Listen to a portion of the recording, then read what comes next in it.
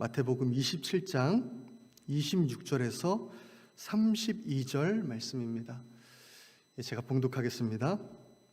이에 바라바는 그들에게 놓아주고 예수는 채찍질하고 십자가에 못 박히게 넘겨주니라. 이에 총독의 군병들이 예수를 데리고 관정 안으로 들어가서 온 군대를 그에게로 모으고 그의 옷을 벗기고 홍포를 입히며 가시관을 엮어 그 머리에 씌우고 갈대를 그 오른손에 들리고 그 앞에서 무릎을 꿇고 희롱하여 이르되 유대인의 왕이여 평안할지어다 하며 그에게 침뱉고 갈대를 빼앗아 그의 머리를 치더라.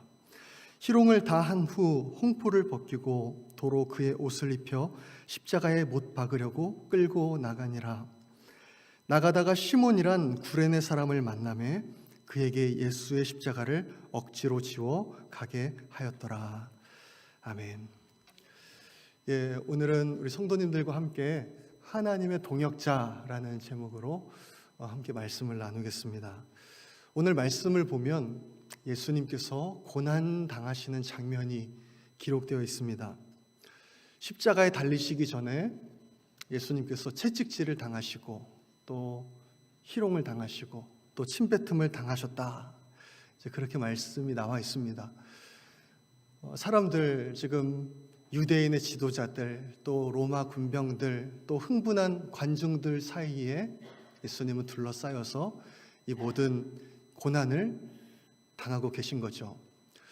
그때 예수님이 느끼셨을 그 고통, 또 그 수치스러움을 상상하는 것만으로도 참 마음이 어려워집니다. 그때 당시에 채찍 끝에는요, 지금과는 다르게 이제 쇠붙이나 동물의 뼈 같은 것을 붙였다고 그래요. 그래서 채찍을 한번 휘두르면 그 채찍이 이제 온몸을 감고 그것을 다시 당기면 그 끝에 있는 쇠붙이나 동물의 뼈가 살점을 우두둑 이제 그렇게 찢어내는 거죠. 예수님의 몸은 아마 몇 번 채찍질로도 이제 갈기갈기 찢겨졌을 것입니다. 여러분, 왜 예수님께서 이런 고통을 당하셔야만 했을까요? 예수님은 이 세상의 창조주이신데 왜 예수님께서 지으신 그 인간들에게 예수님은 그런 모욕을 당하시고 고통을 당하시며 조롱을 당하시고 침뱉음을 당하셔야만 했을까요? 그 이유가 무엇일까요? 얼마 전에 제 딸아이가 이제 좀 커가지고요, 이제 자동차 문도 혼자 닫겠다고 막 그럽니다. 그래서 닫으라 그렇게 했더니 딱 닫았는데 갑자기 막 우는 거예요. 깜짝 놀라가지고 보니까 여기가 좀 다쳤습니다. 다행히 이제 문에 낀 줄 알았는데 끼지는 않았고 좀 긁혔어요. 그래서 막 피가 나는 거예요. 그런데 제 마음이 얼마나 아프던지요. 아이가 막 울어대는데 괜찮다고 말은 하고 위로해 주는데도 제 마음이 너무나 아픈 거예요. 막 자책감도 들고요. 내가 조금만 더 조심했더라면 다치지 않았을 텐데 차라리 내가 아팠으면 좋겠다. 그런 마음이 막 계속 드는 겁니다. 이제 자녀가 고통당하는 것을 보는 것은 부모 입장에서 쉬운 것이 아닙니다. 그렇다면 오늘 이 본문에서 예수님께서 이 고난을 당하시는 것을 보고 계시는 하나님의 마음은 과연 어떠했을까 하는 것이죠. 그 잔인한 채찍질을 당하고 희롱을 당하고 모진 매를 맞고 침뱉음을 당하는 그런 수모를 당하고 있는 그 자기 아들을 바라보고 계시는 그 하나님의 마음이 과연 어떠실까 하는 것입니다. 도대체 무엇 때문에 하나밖에 없는, 그 세상 무엇과도 바꿀 수 없는 그 독생자 예수 그리스도를 이 땅에 보내셔서 도대체 무엇 때문에 그 아들을 이렇게 채찍질을 당하게 하고 도대체 무엇 때문에 그 아들을 십자가에 내어주신다는 말입니까? 우리는 그 답을요, 요한복음 3장 16절에서 발견할 수가 있습니다. 요한복음 3장 16절 이렇게 말씀하고 있어요. 하나님이 세상을 이처럼 사랑하사 독생자를 주셨으니 이는 그를 믿는 자마다 멸망하지 않고 영생을 얻게 하려 하심이라. 하나님께서 이 세상에 있는 영혼들을 이처럼 사랑하셨기 때문입니다. 하나밖에 없는 자기 아들 독생자 예수 그리스도를 이 세상에 보내실 정도로, 십자가에 대신 달려 죽게 내어주실 정도로 사랑하셨다는 거죠.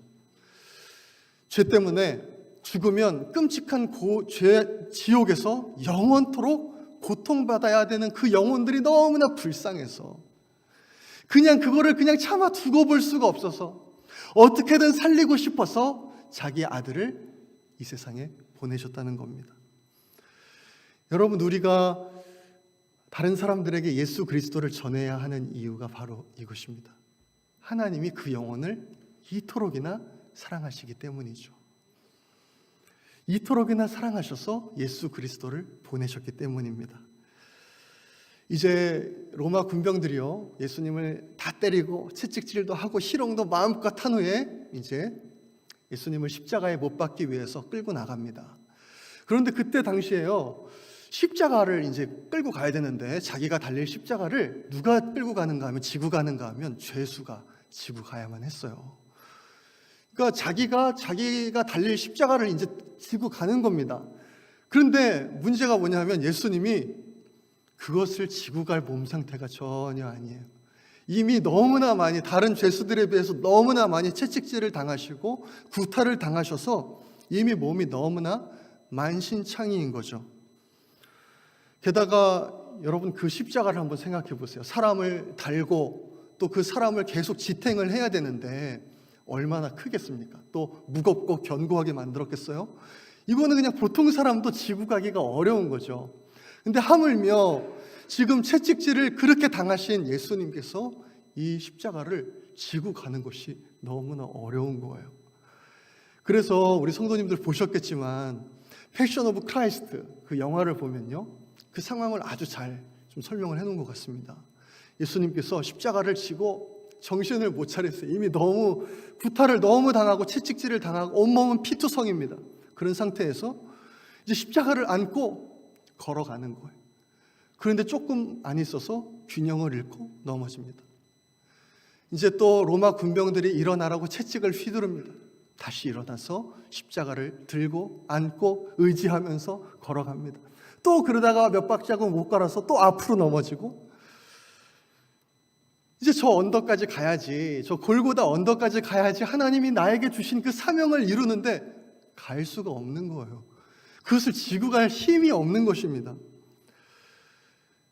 여러분, 혹시 누군가의 도움, 누군가의 섬김이 필요한 예수님에 대해서 생각해 보신 적 있으세요? 우리는 보통 이렇게 생각합니다. 예수님은 전지전능하신 하나님, 예수님은 불가능이 없으신 하나님, 그렇기 때문에 누군가의 도움이나 헌신이나 섬김은 필요 없어, 그렇게 생각할 때가 많아요. 맞습니다. 그렇지만요, 아닐 때도 있어요. 바로 오늘 본문이 그랬습니다. 오늘 본문의 예수님을 보세요. 도저히 혼자 힘으로 십자가를 지고 올라갈 수가 없는 것입니다.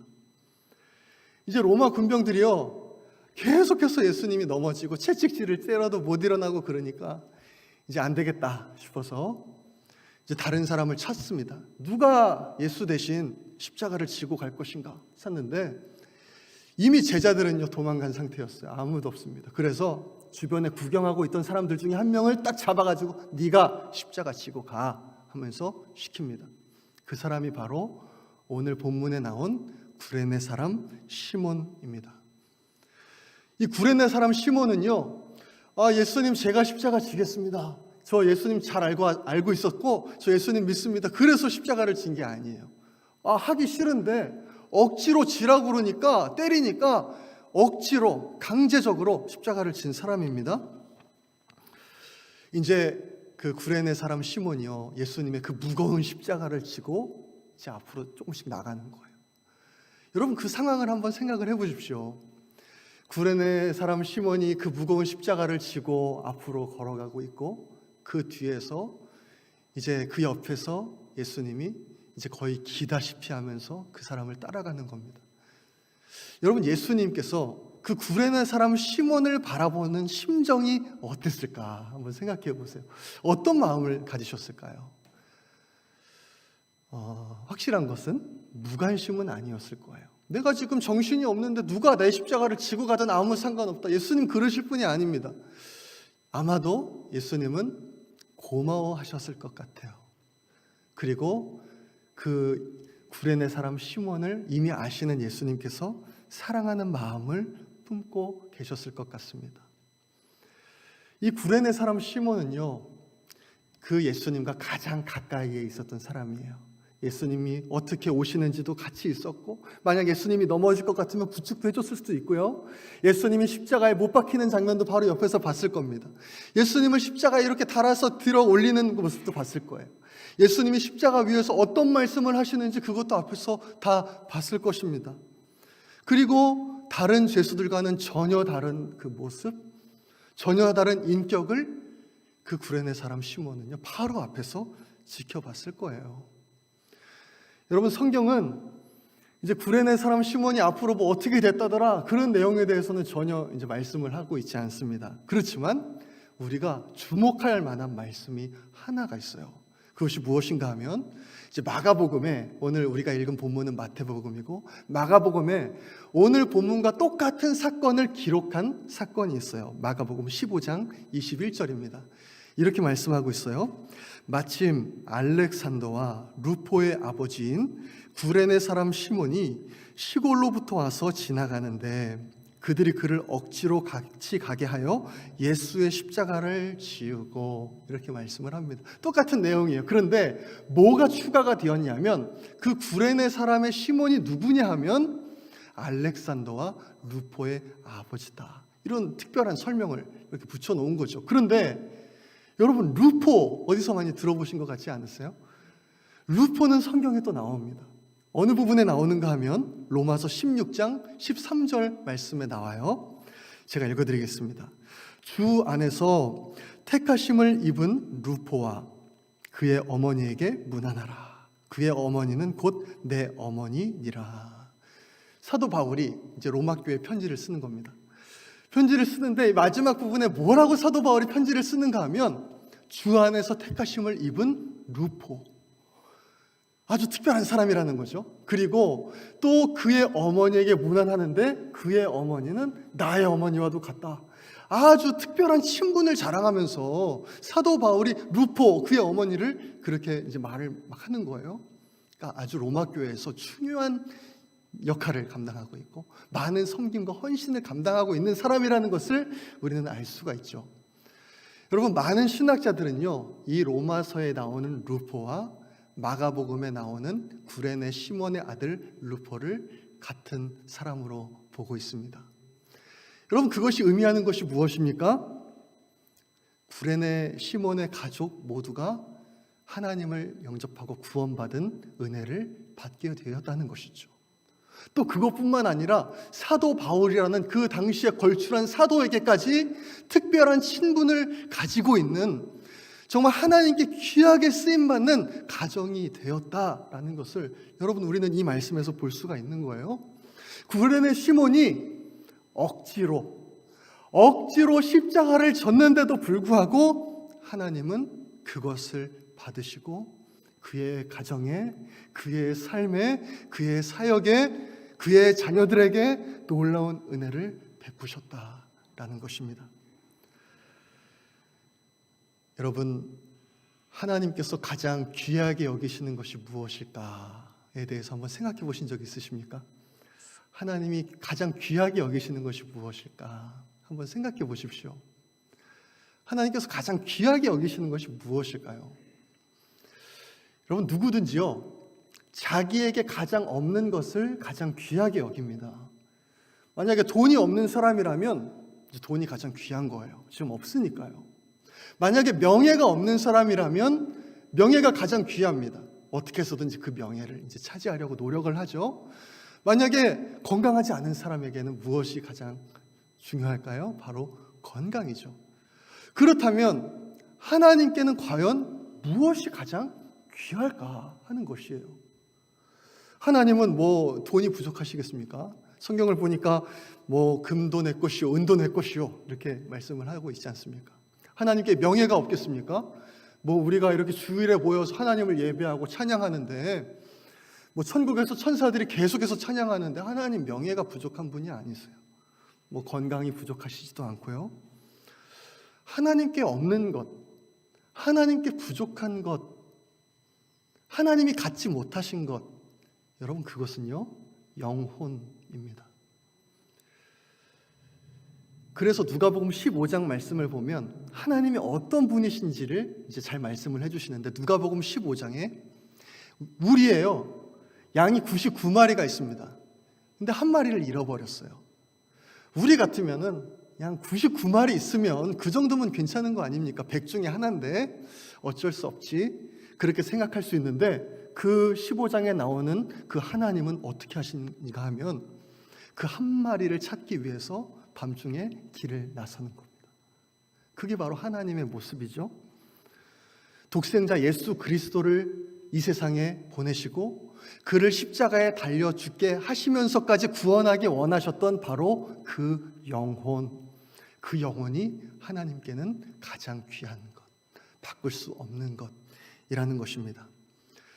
디모데전서 2장 4절 말씀을 보면 그 하나님의 마음이 너무나 잘 나와 있어요. 제가 읽어드리겠습니다. 하나님은 모든 사람이 구원을 받으며 진리를 아는 데에 이르기를 원하시느니라.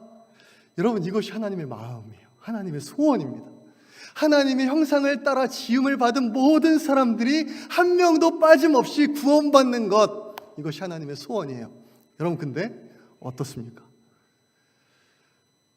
과연 그 하나님의 소원이 이루어지고 있습니까? 어떻게 생각하세요? 전지전능 하나님께서 원하시는 그 마음이라면, 그 소원이라면 당연히 이루어져야 되는 거 아니에요? 그런데 지금 우리 주변을 보십시오. 구원받지 못한 사람들이 구원받은 사람들보다 훨씬 많습니다. 아니, 전지전능하신 하나님이 그렇게 원하신다는데, 자기 아들까지 십자가에 내어 주실 정도로 하나님이 그렇게 영혼 구원을 원하시는데 왜 그런데 하나님의 소원이 이루어지지 않는가 하는 것이죠.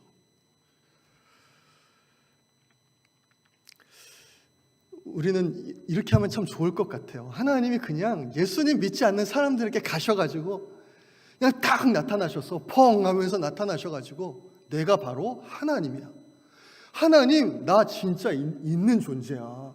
너 이제 나 믿어야지 구원받을 수 있어. 이제부터 나를 영접해야지 구원받을 수 있어. 이러면은 너무 좋을 것 같아요. 그러면은 그냥 그 사람들 다 예수님 믿고 구원받고 그러지 않겠습니까? 그런데 하나님의 방법은 그것이 아니라는 것이죠. 하나님의 방법이 그것이 아니에요. 하나님이 선택하신 방법이 무엇인가 하면 하나님의 사람을 통해서 역사하기를 원하신다는 거죠. 하나님의 형상을 따라 지음을 받은 하나님의 백성을 통해서 그 백성과 함께 하나님의 일들을 이루어 나가시는 것, 그것이 바로 하나님의 방법이다라는 것입니다. 그렇기 때문에 정말 중요한 것이 무엇입니까? 순종입니다. 사도행전 8장 말씀을 보면요, 초대교회 때 이제 7 집사 중에 한 명인 빌립 집사가 나옵니다. 하나님께서 빌립 집사에게 이렇게 말씀하시는 거예요. 빌립아, 너 지금 하고 있는 그 사역을 잠깐 멈추고 이제 내가 너한테 명령하는 곳으로 가라. 어디로 가는가 하면 이제 가이사라에서 가사로, 예루살렘에서 가사로 내려가는 길까지 가라. 남쪽으로 내려가라. 이제 그렇게 말씀을 하시는 겁니다. 근데 그 성경 후반부에 보면 그 길은 광야라. 그렇게 말씀하고 있어요. 지금 사역 아주 잘하고 있는데 막 병든 사람들 고치고 있고 귀신들 떠나가고 있고 막 그러고 열심히 잘하고 있는데 하나님이 갑자기 빌립에게 부르셔가지고 또 그거 멈추고 광야로 가. 그렇게 말씀을 하시는 거예요. 여러분, 광야는 어떤 곳입니까? 아무것도 없는 사막입니다. 그곳에서 무엇을 할 수 있겠어요? 아무것도 없는데 전도도 할 수 없고 병고침도 할 수 없고 찬양도 할 수 없고 아무것도 할 수 없습니다. 그렇지만 이 빌립 집사가 그 하나님의 말씀에 순종해서 광야로 가는 거예요. 모든 거 다 내려놓고 하나님 말씀하셨기 때문에 광야로 가는 겁니다. 그런데 그때에 누가 지나가고 있었는가 하면 에티오피아의 여왕의 모든 국고를 맡은 내시가 지나가고 있는 거예요. 그 내시가 마차에서 이사야서를 읽으면서 이것이 과연 누구에 대해서 말씀하는 것인가 고민하면서 가고 있는 겁니다. 빌립 집사는 딱 알았을 거예요. 하나님께서 나를 부르신 이유가 이 사람에게 복음을 전하게 하기 위함이시구나. 그리고 그곳에서 복음을 전하고 세례를 받습니다. 그 에디오피아 그 내시는요, 자기 고국으로 돌아가서 어떻게 했을까요? 여러분, 우리가 너무나 쉽게 예상해 볼 수 있습니다. 자기가 만난 하나님, 다른 사람에게도 전했을 거예요. 여러분, 바로 이것이 하나님의 방법이라는 것입니다. 하나님께서 어떻게 일하십니까? 순종하는 하나님의 백성을 통해서 일하시는 거예요. 오늘 본문에 나온 그 구레네 시몬처럼 억지로라도 십자가를 지고 가는 그 사람을 통해서 하나님은 일하신다는 것입니다. 고린도전서 1장 21절은 이렇게 말씀합니다. 하나님의 지혜에 있어서는 이 세상이 자기 지혜로 하나님을 알지 못하므로 하나님께서 전도에 미련한 것으로 믿는 자들을 구원하시기를 기뻐하셨도다. 이것이 하나님의 방법이에요. 우리가 생각하는 하나님이 펑하고 나타나서 하나님 그 영혼 구원이라는 그 하나님의 소원을 이루어주셨으면 좋겠는데, 하나님의 방법은 전도에 미련한 것으로 하는 것이 하나님의 방법이라는 거죠. 여러분, 얼마나 성경이 정확하게 말씀하고 있습니까? 전도에 미련한 것이라고 말해요. 여러분, 우리도 그렇게 생각하지 않습니까? 지금 이 시대에 무슨 전도를 해요? 지금 수십 년 동안 해왔는데 이건 아닌 것 같습니다. 여러분, 하나님의 말씀은 진리인 줄로 믿습니다. 하나님의 방법은요, 이 전도에 미련한 것으로 하시기를 기뻐하시는 거예요. 여러분, 중요한 것이 무엇입니까? 하나님의 백성인 저와 여러분이 하나님의 방법이라는 거예요. 하나님의 백성인 저와 여러분이 하나님의 무기라는 것입니다. 하나님의 백성인 저와 여러분이 하나님의 동역자라는 거예요. 여러분, 그래서요, 하나님이 우리에게 그런 책임을 맡겨주셨는데 정말 최악의 경우에 어떤 일이 일어날 수 있는가 하면요, 최악의 경우에 우리가 아무것도 하지 않는 겁니다. 하나님의 방법이고 하나님의 동역자이고 하나님의 유일한 무기가 바로 우리인데, 우리를 통해서만 일하실 수가 있는데 우리가 아무것도 하지 않는 거예요. 영혼을 품고 기도도 하지 않고 복음을 전하지도 않고 아예 뭘 하든지 관심이 없는 겁니다. 그러면은 어떻게 되느냐? 아무 일도 일어나지 않는 거예요. 비록 하나님의 소원이 영혼 구원이고, 하나님이 이 세상에 독생자를 보내신 이유가, 십자가에 달려 죽게 하신 이유가 영혼 구원일지라도 하나님의 방법인 우리가 아무것도 하지 않는다면 아무 일도 일어나지 않는다라는 것입니다. 마태복음 28장을 보면 이제 예수님께서 이제 마태복음 마지막 장입니다. 예수님께서 승천하시기 전에 마지막 절에 제자들에게 이렇게 말씀하시고 승천하시는 거예요. 뭐라고 말씀하시는가 하면, 그러므로 너희는 가서 모든 민족을 제자로 삼아 아버지와 아들과 성령의 이름으로 세례를 베풀고 내가 너희에게 분부한 모든 것을 가르쳐 지키게 하라. 볼지어다 내가 세상 끝날까지 너희와 항상 함께 있으리라 하시니라. 가라 말씀하시는 거예요. 세례를 베풀라 말씀하시는 겁니다. 제자를 삼아라 말씀하시는 거예요. 누구한테 이 말씀을 하십니까? 누가 해야 됩니까? 그냥 하늘에 계신 예수님께서 이 일을 하셔야 됩니까? 아닙니다. 우리에게 말씀하신 거예요. 너희가 가야 되고, 너희가 제자를 삼아야 되고, 너희가 복음을 전해야 되고, 너희가 사랑으로 그 영혼을 대해야 되고, 너희가 영혼을 품고 기도해야 된다. 하나님이 우리에게 그렇게 말씀하시는 거죠. 그런데 문제가 뭡니까? 안 가는 거예요. 관심이 없는 거예요. 여러분, 우리는 하나님 앞에 이렇게 기도합니다. 하나님, 저의 기도 제목들이 여기 있어요. 저의 가정을 위해서, 저의 자녀들을 위해서, 저의 사업을 위해서, 저의 앞길을 위해서 하나님, 저의 소원들을 올려드립니다. 하나님 꼭 들어주십시오. 여러분, 근데요, 우리는요, 하나님의 소원에는 관심이 없는 거예요. 하나님이 지금 어떤 마음을 갖고 계신지, 지금 잃어버린 영혼들, 지금도 죽어서 지옥에 가는 그 영혼들을 바라보시면서 얼마나 애통한 마음을 갖고 계시는지는 전혀 관심 없이 나의 소원만 하나님 들어주시면 됩니다. 그렇게 나아가는 거죠. 그래서 성경에 이렇게 말씀합니다. 로마서 10장이요. 그런즉 그들이 믿지 아니하는 이를 어찌 부르리요? 듣지도 못한 이를 어찌 믿으리요? 전파하는 자가 없이 어찌 들으리요? 보내심을 받지 아니하였으면 어찌 전파하리요? 기록된 바 아름답도다 좋은 소식을 전하는 자들의 발이요 함과 같으니라. 하나님은 지금 간절히 찾으시는 거예요. 누가 저 잃어버린 영혼에게 가서 나의 사랑을 알려줄 것인가? 누가 저 영혼을 품고 기도할 것인가? 누가 저 영혼에게 따뜻한 밥 한 끼라도 사줄 것인가? 그러면서 내 얘기를 할 것인가? 주목하고 보신 거죠. 그리고 그 영혼이 있으면 아름답도다 좋은 소식을 전하는 발이여 하면서 외치시고 환호성을 지르시면서 박수를 치며 춤을 추시는 겁니다. 이것이 하나님의 마음이에요.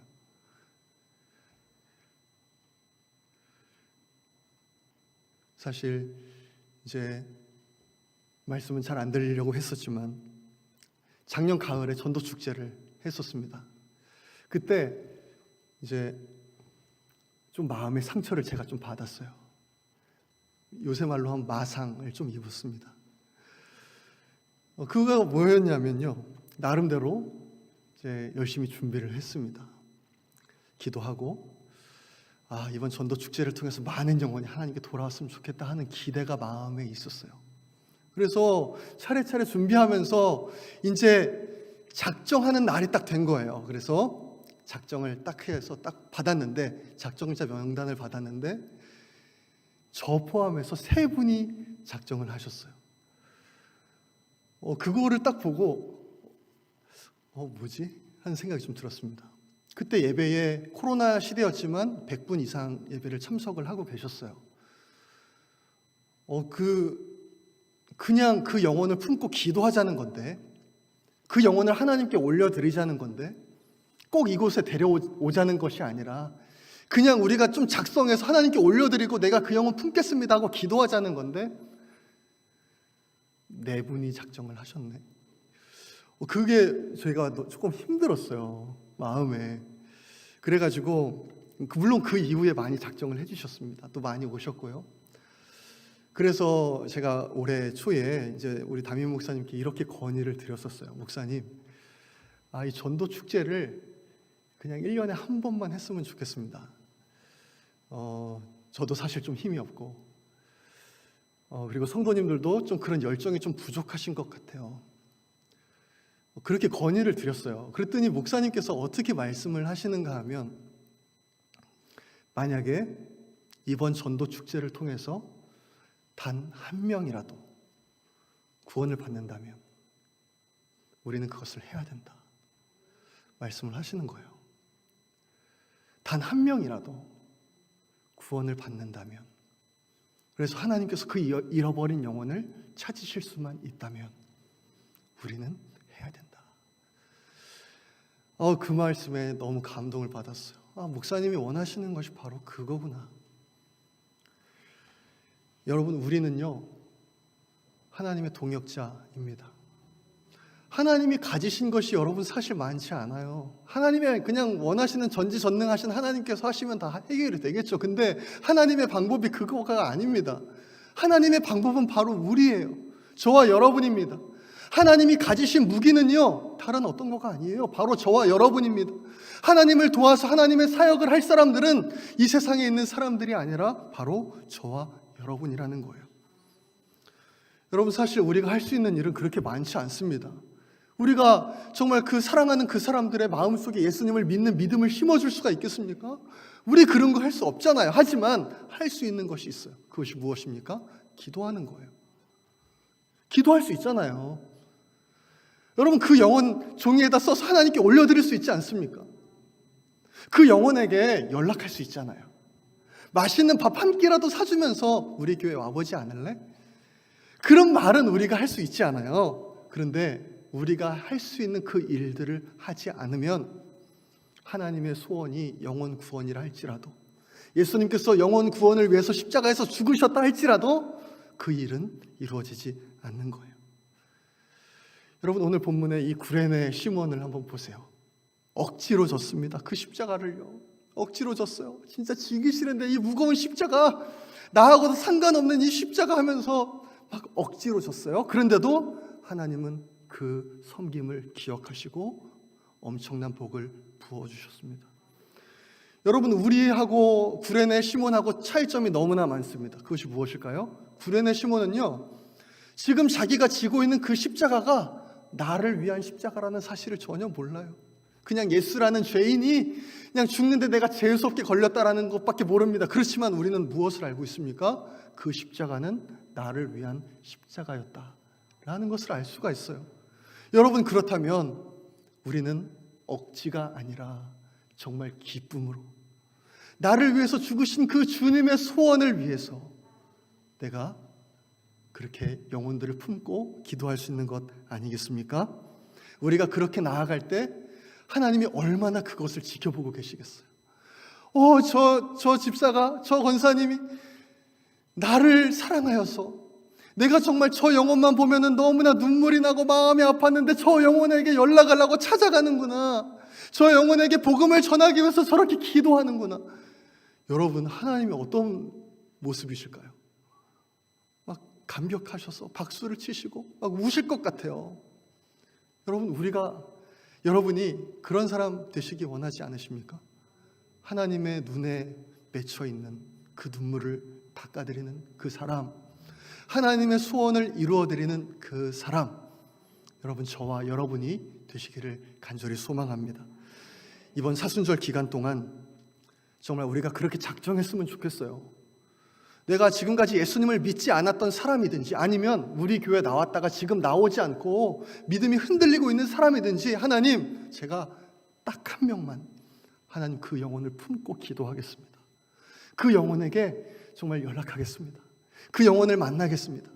하나님, 제가 그 영혼 한 명만 하나님 그렇게 주님께 올려드리겠습니다.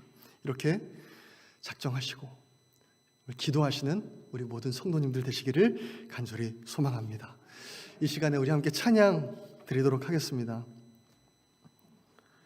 예, 찬양 십자가를 질 수 있나, 우리 1절과 4절만 함께 찬양하겠습니다.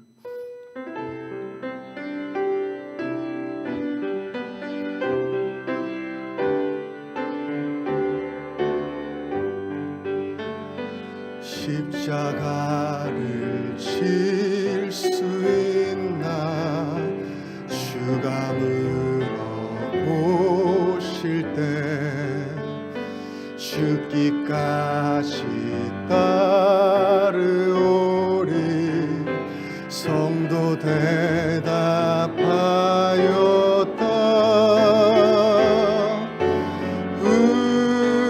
우리의 심령 주의 것이니 주님의 영상 만드소서.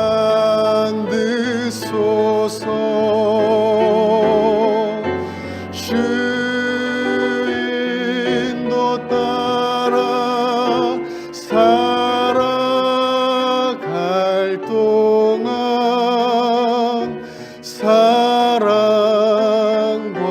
충성 늘 바치오리다.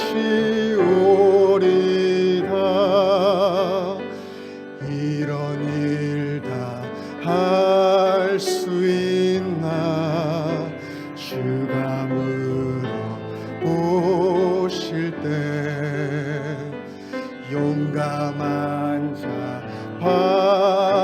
바울처럼 선뜻 대답하리라.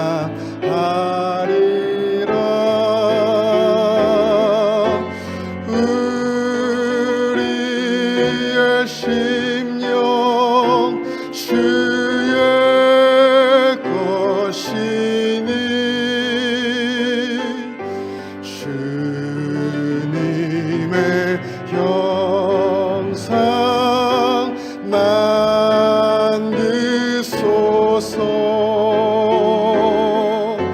주 인도 따라 살아갈 동안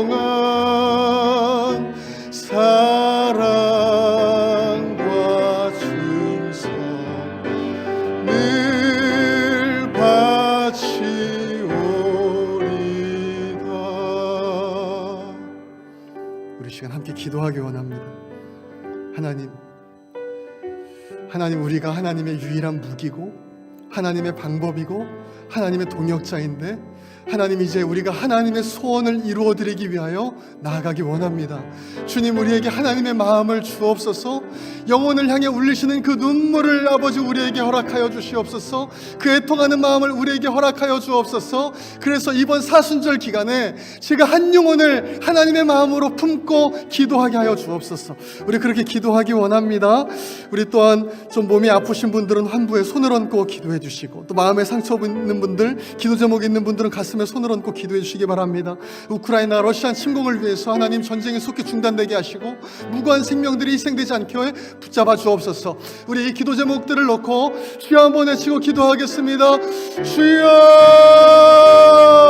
하나님 아버지, 우리를 용서하여 주옵소서. 하나님의 소원과 하나님의 눈물과 하나님의 그 애통함을 모른 척했던 하나님, 저희를 용서하여 주십시오. 하나님, 저희들에게 하나님의 마음을 부어 주옵소서. 하나님, 이제 저희가 다시 일어나기를 소망합니다. 하나님의 마음을 품고 하나님의 소원을 품고 예수님의 그 십자가 사랑을 품고 하나님, 우리가 다시 한번 일어나기를 소망합니다.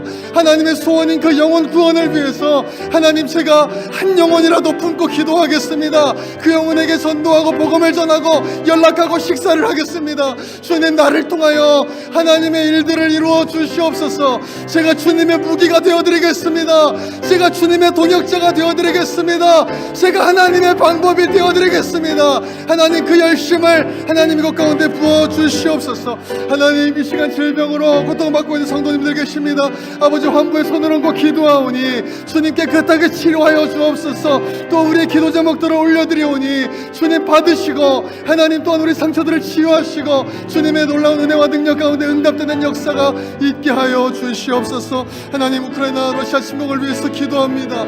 속히 전쟁이 중단되게 하시고 하나님, 은혜 가운데 아버지 연약한 자들, 아버지 무고한 자들이 희생되지 않도록 주님 인도하여 주시옵소서. 주님 역사하여 주옵소서. 우리의 기도를 응답하실 것을 믿고 감사드리며 예수님의 이름으로 기도합니다. 아멘.